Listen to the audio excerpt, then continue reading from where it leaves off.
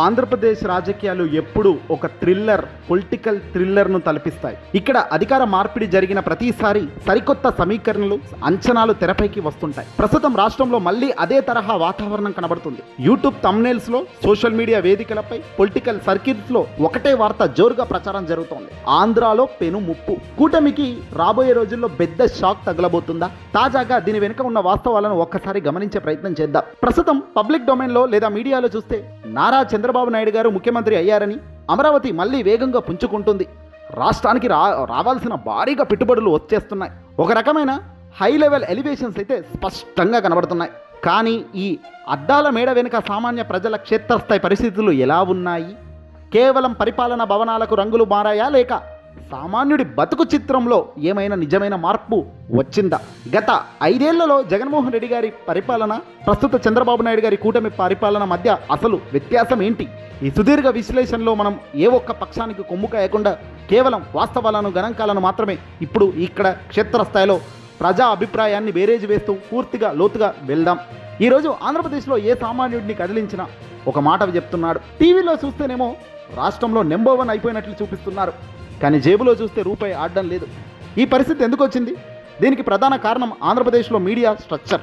కూటమి ప్రభుత్వానికి అనుకూలంగా ఉండే మీడియా సంస్థల నెట్వర్క్ చాలా పెద్దది. అందువల్ల ప్రభుత్వం చేసే చిన్న పనినైనా సరే ఒక అద్భుతమైన పారిశ్రామిక విప్లవంగా ప్రొజెక్ట్ చేయడంలో వారు అడ్డంగా విజయం సాధించేస్తున్నారు.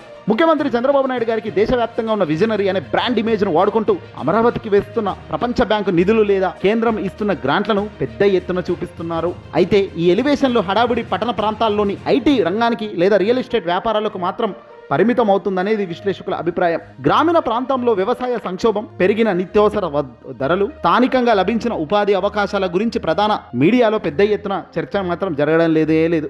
ఈ హైప్ వర్సెస్ రియాలిటీ అనే గ్యాప్ ఎప్పుడైతే పెరుగుతుందో అప్పుడే ప్రభుత్వాలపై అంతర్గతంగా ప్రజా వ్యతిరేకత మొదలవుతుంది. ఇప్పుడు మనం గడిచిన 5 ఏళ్ళు అంటే 2019 నుంచి 2024 కాలంలో జగన్మోహన్ రెడ్డి గారి పరిపాలనలో నిష్పక్షపాతంగా విశ్లేషించే ప్రయత్నం చేద్దాం. జగన్ గారి పరిపాలన అంతా ఒకే ఒక్క సూత్రంపై నడిచింది. అది క్లాస్ వార్ లేదా పేదవాడి సంక్షేమం. ఎస్, అమ్మఒడి, చేయూత, ఆసరా, కాపు నేస్తం, రైతు భరోసా వంటి నవరత్నాల పథకాల ద్వారా ఆయన సమాజంలో కింది స్థాయి వర్గాల చేతిలోకి నేరుగా డబ్బును, నగదును బదిలీ చేశారు, డీబీటీ ద్వారా. ఈ వ్యవస్థ వల్ల గ్రామీణ ఆర్థిక వ్యవస్థలో ఒక రకమైన స్థిరత్వం వచ్చింది. లంచాలు లేని పరిపాలన కోసం గ్రామ మరియు వార్డు సచివాలయ వ్యవస్థ, వాలంటీర్ నెట్వర్క్ను తీసుకొచ్చారు. దీనివల్ల వృద్ధులకు ఇంటి వద్దకే నేరుగా పెన్షన్లు అందాయి. అయితే ఈ నాణ్యానికి మరోవైపు కూడా ఉంది. కేవలం సంక్షేమ పథకాలకే బడ్జెట్ అంతా కేటాయించడం వల్ల రాష్ట్రంలో మౌలిక సదుపాయాల కల్పన పూర్తిగా పడకేసింది. రోడ్ల మరమ్మతులు జరగకపోవడం, కొత్త పరిశ్రమలు పెద్దగా రాకపోవడం, ఉన్న రాజధానిని 3 ముక్కలు చేస్తానంటూ 3 రాజధానుల ప్రతిపాదన తీసుకురావడం వల్ల రాష్ట్ర బ్రాండ్ ఇమేజ్ దెబ్బతిన్న మాట ఒప్పుకోలేకపోయినా వాస్తవం.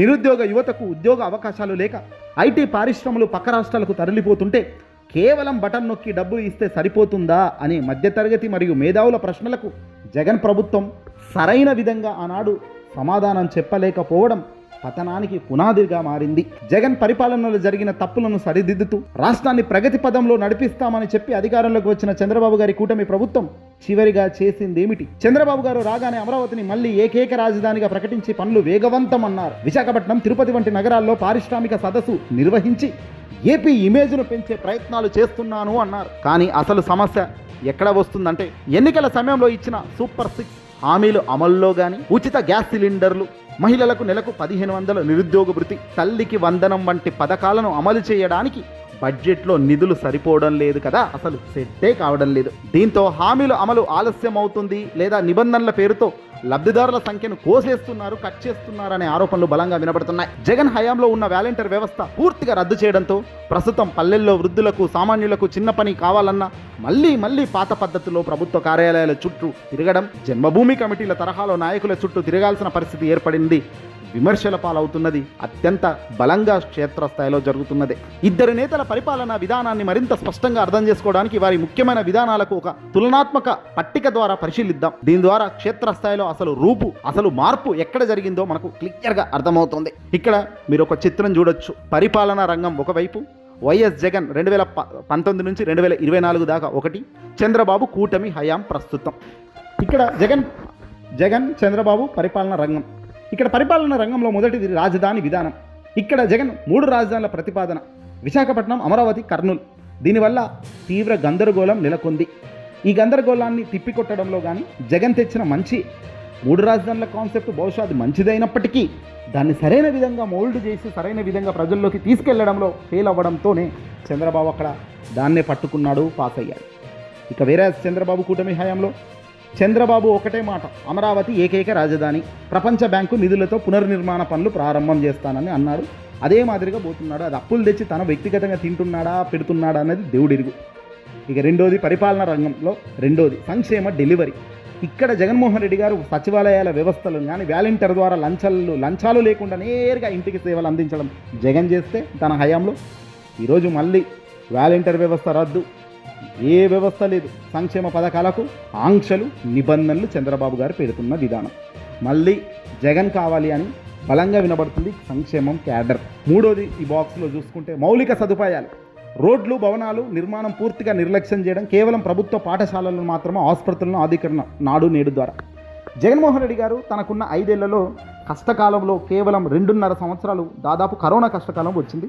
ప్రపంచమంతా ఒక మహమ్మారి చుట్టూ తిరగడం, పొద్దున్న లేస్తే ప్రజలను కాపాడుకోవడానికే ఆయనకు సమయం ఎక్కువగా. ఈ 2019 నుంచి 24 మధ్యలో మొత్తం కరోనాకే 2.5 సంవత్సరాలు అవునన్నా కాదన్నా పోయిన మాట నిజం.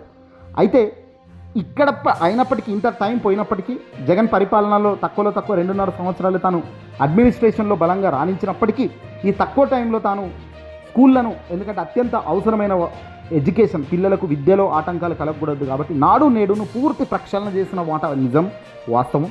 హాస్పిటళ్లను కూడా తీర్చిదిద్దిన మాట నిజం, వాస్తవం. అలాగే ఆరోగ్యశ్రీని, ఎక్కడో ఉన్న ఆరోగ్యశ్రీని ఏకంగా 25 లక్షల రూపాయలు, అంటే కొన్ని 3,000 పైచిలకు 3,600 పైచిలకు రోగాలను దాంట్లో చేరుస్తూ ఏకంగా ఆరోగ్యశ్రీ 25 లక్షల వరకు బెనిఫిట్ ఇచ్చారు. ఇది చాలా చాలా గొప్ప సంస్కరణ. సరే, రోడ్లు, భవనాల నిర్మాణ ఇవన్నీ 5 సంవత్సరాల్లో పూర్తి అవుతుందా అంటే ఖచ్చితంగా కాదు. ఎవరున్నా, జగన్ ఉన్నా, చంద్రబాబు ఉన్నా, ఎవరున్నా, కానీ జగన్ తాను ఉన్న చాలా ఎక్కువ లిమిటెడ్ పీరియడ్ ఆఫ్ టైంలోనే ఈ పనులు చేయగలిగారు. ఇక చంద్రబాబు ప్రస్తుతం రోడ్లు, గుంతలు ఏదో నేను పూరుస్తున్నాను అంటున్నాడు, కానీ ఈ ఎక్కడేసిన గొంగడ అక్కడే ఉంది. పారిశ్రామిక వృద్ధి చూస్తే ఇక్కడ చివరిగా భారీ పెట్టుబడులు పెద్దగా రాలేదు. ఎందుకంటే 2.5 సంవత్సరాలు కరోనాకి పోయింది. ఆ టైంలో అందరూ డబ్బులను దగ్గర పెట్టుకున్నారు. పెట్టుబడులు పెట్టేవాడు కూడా ముందుకొచ్చే పరిస్థితి లేదు. పరిశ్రమలు అప్పుడప్పుడే చాలా ఆటంకాలు కరోనా వల్ల ఎదుర్కొనడం వల్ల బహుశా పెట్టుబడుల్లో కొద్దిగా వెనుకడుగు ఉండొచ్చు. కానీ చంద్రబాబు నాయుడు గారికి టైం బాగుండడము ఇంకోటో, పైకి మాత్రం ఎంఓయూల హడావుడి, క్షేత్రస్థాయిలో పనులు ప్రారంభం కాదు. కానీ ఇదైతే హడావుడి చేస్తారు. కేసీఆర్ గారు కూడా గతంలో చెప్పారు, చంద్రబాబు ఎంతసేపు తన బ్రాండ్ ఇమేజ్ను మాత్రమే ఫోకస్ చేస్తారు, ఎంఓయూలను కుదుర్చుకుంటారు, దానిలో ఇదైపోయింది అంటూ రంగరంగం చేస్తారు, కానీ చివరికి డబ్బులు రావు అనేది కేసీఆర్ గతంలో చెప్పారు. చంద్రబాబు గారు రాజకీయ చెప్తే అల్టిమేట్గా ఏంటంటే ప్రచారం పీక్స్ ఉన్న ఫలితం వీక్ ఉంది అన్నది వాస్తవంగా ఆంధ్రప్రదేశ్ను చూస్తే కనబడుతున్న ఒక పెద్ద సత్యం. ఇకపోతే ఇప్పుడు అసలు శీర్షికలో కూటమికి ఊహించని శాఖ అనే అంశానికి వద్దాం. ఎన్నికల్లో తెలుగుదేశం పార్టీ, జనసేన మరియు బీజేపీ కలిసి అఖండ విజయాన్ని సాధించినప్పటికీ అధికారం లోపల వెళ్ళిన తర్వాత క్షేత్రస్థాయిలో తమ్ముళ్లకు, జన సైనికులకు మధ్య తీవ్ర ఆధిపత్య పోరైతే కనబడుతుంది. పవన్ కళ్యాణ్ గారికి డిప్యూటీ సీఎం పదవి ఇచ్చి పంచాయతీరాజ్ శాఖ వంటి కీలక శాఖలు కేటాయించినప్పటికీ క్షేత్రస్థాయి నియోజకవర్గాల్లో మాత్రం తెలుగుదేశం పార్టీ ఇన్ఛార్జీలు లేదా ఎమ్మెల్యేలు హవానే బ్రహ్మాండంగా ముందుకు సాగుతుంది. చాలా చోట్ల జనసేన నాయకులు, కార్యకర్తలు కనీస గౌరవం దక్కడం లేదు. నామినేటెడ్ పదవులు పంపకాల్లో కూడా తమకు అన్యాయం జరిగిందని సైనికులు అంతర్గత సమావేశాల్లో తీవ్ర అసంతృప్తి వ్యక్తం చేస్తున్నారట. పవన్ కళ్యాణ్ గారు పొత్తు ధర్మం కోసం సర్దుకుపోతున్నప్పటికీ కింది స్థాయి క్యాడర్ మాత్రం ఈ ధోరణి జీర్ణించుకోలేకపోతుంది. దీనికి తోడు బీజేపీ నేతలు కూడా కొన్ని విషయాల్లో సొంత రాగం అందుకుంటున్నారు. ఈ 3 పార్టీల మధ్య సమన్వయం లోపం గనక ఇలాగే కొనసాగి పెద్దగవుతే రాబోయే స్థానిక సంస్థల ఎన్నికల్లో కూటమికి ఊహించని షాక్ తగలడం ఖాయమనేది విశ్లేషకులు గట్టిగా హెచ్చరిస్తున్నమాట. కూటమి ప్రభుత్వానికి వస్తున్న మరో పెద్ద ముప్పేంటయా అంటే ప్రజాస్వామ్య గొంతులను ఎవరైతే మాట్లాడుతున్నారో ఆ గొంతులను నొక్కేయడం. ఇది అత్యంత దారుణం. జగన్ హయాంలో ప్రతిపక్షాలపై అక్రమ కేసులు పెట్టారని, సోషల్ మీడియా యాక్టివిస్టులను వేధించారని నాడు పవన్ కళ్యాణ్ గారు, చంద్రబాబు నాయుడు గారు తీవ్రంగా ధ్వజపెట్టారు. ప్రజలు కూడా ఆ అణచివేత ధోరణి నచ్చకే కూటమి అధికారం ఇచ్చారు. కానీ ఈరోజు ఏం జరుగుతోంది? ప్రభుత్వం మారి అధికారంలోకి రాగానే అదే పోలీస్ వ్యవస్థను వాడుకుంటూ సోషల్ మీడియా ప్రతినిధులపై, నాయకులపై రివర్స్ కేసులు పెట్టడం ప్రారంభించారు. ఇది కేవలం రాజకీయ పార్టీల మధ్య యుద్ధంగా ఉంటే సరిపోయేది. కానీ ఇటీవల కాలంలో ప్రొఫెసర్ నాగేశ్వరరావు లాంటి మేధావులు, సీనియర్ జర్నలిస్టులపై కూడా పొలిటికల్ అనాలిసిస్ చేసేందుకు, క్రిమినల్ కేసులు పెట్టేందుకు వెనకడుగు వేయని కూటమి ప్రభుత్వ పనితీరు బాధాకరం.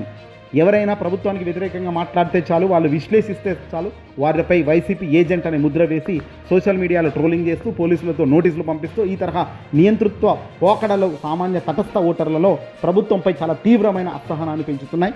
గత ప్రభుత్వానికి ఈ ప్రభుత్వానికి తేడా ఏముంది అనే ప్రశ్న కూడా ఈ ప్రజల్లో, ఈ న్యూట్రల్గా ఉన్న ప్రజల్లో మొదలయ్యే అవకాశాలు బలంగా కనబడుతున్నాయి. ఆంధ్రప్రదేశ్కు వేధిస్తున్న మరో అతిపెద్ద సమస్య ఆర్థిక పరిస్థితి. గత ఎన్నికల్లో సమయంలో కూటమి నేతలు ప్రతి వేదికపై నిలబడి జగన్మోహన్ రెడ్డి గారు రాష్ట్రానికి 10 లక్షల కోట్లు 15 లక్షల కోట్లు అప్పులు చేశారని, ముంచేశారని, ఏపీ దివాలా తీసిందని పెద్ద ఎత్తున ప్రచారం చేశారు. కానీ వాళ్ళు అధికారంలోకి వచ్చాక జరుగుతున్నదేమిటి? అసెంబ్లీ సాక్షిగా ఆర్థిక మంత్రి పాయవుల కేశవ్ గారు ప్రవేశపెట్టిన క్షేత్రపత్రాలు కానీ బడ్జెట్ గణాంకాలను గమనిస్తే ఆ ప్రచారం అంతా ఉట్టి ఫేక్ అని క్లియర్గా వాళ్ళు చెప్పినట్టుగా అయింది. మరి ఇవన్నీ చూస్తున్నప్పుడు ప్రజలు గమనిస్తున్నది ఏంటి? గత ప్రభుత్వం అప్పులు చేసి సంక్షేమ పథకాలు వాడితే ప్రస్తుత కూటమి ప్రభుత్వం కూడా హామీలు అమలు కోసం మరియు పాత అప్పులు వడ్డీలు చెల్లించడం కోసం నెలకు 1000 కోట్ల రూపాయలు కొత్తగా అప్పులు చేస్తూ పోతూ కేంద్రంలోని బీజేపీ ప్రభుత్వం అమరావతి బడ్జెట్ మొత్తం కూడా ప్రకటించిన అది గ్రాంట్ల రూపంలో కాకుండా లోన్స్ రూపంలో ఇస్తుండటం వల్ల రాష్ట్రంపై అదనపు భారం పడుతూనే పోతుంది. ఈ ఆర్థిక సంక్షోభం వల్ల సంక్షేమ పథకాలు ఆగిపోతే కూటమికి మహిళా ఓటర్ల నుంచి అత్యంత పెద్ద ముప్పు తప్పదు. ఇది ముందుకు పోతేనైతే చాలా తీవ్రంగా ఎదుర్కోవాల్సిన పరిస్థితి ఉంటుంది. పైన కనిపిస్తున్న రాజకీయ చర్చ కాకుండా తెర వెనుక ఆంధ్ర సమాజంలో కొన్ని నిశ్శబ్ద సామాజిక మార్పులు జరుగుతున్నాయి. ఏపీ రాజకీయాలను ఎప్పుడు కుల సమీకరణలు శాసిస్తుంటాయి. గత ఎన్నికల్లో కాపు సామాజిక వర్గం పవన్ కళ్యాణ్ గారి వైపు, బీసీ నియోజకవర్గాల చంద్రబాబు గారి వైపు ఏకపక్షంగా నిలబడటం వల్లే కూటమికి అంతటి భారీ మెజార్టీ వచ్చింది. కానీ ప్రస్తుతం క్షేత్రస్థాయిలో పరిస్థితి పూర్తిగా మారిపోతుంది. ప్రభుత్వంలోని కీలక పదవులు, కాంట్రాక్టర్లు మరియు ప్రాధాన్యతలు కేవలం ఒకే ఒక్క సామాజిక వర్గానికి దక్కుతున్నాయనే భావన బీసీ మరియు కాపు వర్గాల్లో నెమ్మదిగా బలపడుతుంది. ముఖ్యంగా ఉత్తరాంధ్ర, రాయలసీమ ప్రాంతాల్లోని స్థానిక నాయకులను తమ అసంతృప్తి వెలగక్కుతున్నారు. పవన్ కళ్యాణ్ను కేవలం ఓట్లు, సీట్లు గెలవడానికి వాడుకొని అధికారంలోకి వచ్చాక పక్కనే పెట్టేస్తున్నారనే సెంటిమెంట్ వారు కాపు యువతలో పెరిగిపోతుంది. మరోవైపు జగన్మోహన్ రెడ్డి గారు ఈ గ్యాప్ను గమనించి మళ్ళీ తన సామాజిక సమీకరణలను సరిచేసుకుంటూ క్షేత్రస్థాయిలో గనక పర్యటనలు సిద్ధమవుతున్నారు కాబట్టి కనుక ఈ నిశ్శబ్ద అసంతృప్తి కూటమి భవిష్యత్తుకు పెద్ద హాని కలిగించే ఒక పెద్ద ప్రమాదం అనేది క్లియర్గా కనబడుతున్న అంశం. మిత్రులారా, ఈ మొత్తం సుదీర్ఘ విశ్లేషణ ద్వారా మనకు అర్థం అవుతున్న అంశం ముగింపు ఏంటయ్యా అంటే, ఆంధ్రప్రదేశ్లో ప్రస్తుతం బయటకు కనిపిస్తున్న పబ్లిసిటీ ఎలివేషన్లు వేరు, క్షేత్రస్థాయిలో సామాన్యుడు అనుభవిస్తున్న వాస్తవాలు వేరు. చంద్రబాబు నాయుడు గారు ఆ అనుభవాన్ని వాడుకుంటూ రాష్ట్రాన్ని నిలబెట్టే ప్రయత్నం చేస్తున్న మాట ఎంత నిజమో, సూపర్ 6 హామీల అమల్లో జరుగుతున్న ఆలస్యం, కూటమి పార్టీల మధ్య అంతర్గత హలహలు మరియు మేధావులపై అక్రమ కేసులు పెట్టే ధోరణి ప్రజల్లో అంతే తీవ్ర స్థాయిని పెంచుతున్నాయనేది కూడా అంతే నిజం. ప్రజాస్వామ్యంలో అధికారం అనేది ఎవరికీ శాశ్వతం కాదు. 5 ఏళ్ల పాటు తిరుగులేని రాజ్య అధికారం చలాయించిన జగన్మోహన్ రెడ్డి గారే ప్రజా వ్యతిరేకత వల్ల ఘోర పరాజయాన్ని చవిచూశారు. ఇప్పుడు కూటమి ప్రభుత్వం కూడా అదే తప్పులను పునరావృతం చేస్తే ప్రజలు మళ్ళీ తమ ఓటు అనే ఆయుధంతో బుద్ధి చెప్పడానికి సిద్ధంగా ఉన్నారు. ఆంధ్రాలో పెనుముప్పు కూటమికి ఊహించని శాఖ అనేది కేవలం ప్రచారం కాదు. ప్రభుత్వం కనుక ఈ వైఖరిని మార్చుకోకపోతే అది భవిష్యత్తులో నిజమయ్యే అవకాశం స్పష్టంగా కనబడుతుంది. ఇప్పటికైనా పాలకులు భ్రమల నుంచి బయటకు వచ్చి క్షేత్రస్థాయి సమస్యలపై దృష్టి పెట్టాలని ఆశిద్దాం. ఈ విశ్లేషణపై మీ అభిప్రాయం ఏంటి? నిజంగా ఏపీలో మార్పు కనిపిస్తుందా లేదా పాత పద్ధతులే కొనసాగుతున్నాయా? కామెంట్ సెక్షన్లో తప్పకుండా మీ కామెంట్ను తెలియపరచండి. మరిన్ని ఇలాంటి లోతైన విశ్లేషణల కోసం మా ఈ ఛానల్ను సబ్స్క్రైబ్ చేసుకోండి. ధన్యవాదాలు.